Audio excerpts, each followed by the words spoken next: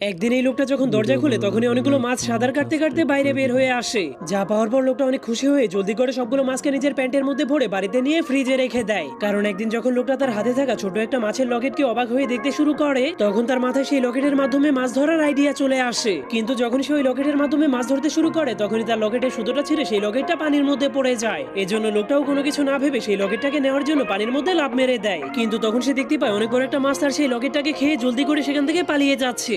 এজন্য লোকটা তার বাড়িতে গিয়ে সেই বড় মাছটার একটা ছবি এঁকে দেয়। এরপর সে সিদ্ধান্ত নেয় সেই দুনিয়ার সবগুলো মাছকেই ধরে ফেলবে, যতদিন না পর্যন্ত সে তার লকেটটাকে খুঁজে পাচ্ছে। এরপর থেকে সে মাছ ধরার পর সেই মাছের পেট এবং মুখগুলোকে চেক করতে শুরু করে দেয়, কিন্তু তবুও সে তার লকেটটাকে কোথাও খুঁজে পাচ্ছিল না। কিন্তু একদিন সে তার বাড়িতে গিয়ে দরজা খোলার পর দেখতে পায় তার ফ্রিজের পেছনে অনেকগুলো বিড়াল লুকিয়ে আছে। এজন্য লোকটা অনেক রেগে সেই বিড়ালগুলোকে ঘর থেকে বের করে দেয়। এরপর সে রাতের বেলা প্রজেক্টরের মাধ্যমে সেই বড় মাছটার ছবিটাকে ভালো মতো দেখতে শুরু করে দেয়। আর সকালে সে ওই বড় মাছটাকে ধরার জন্য একটা জমা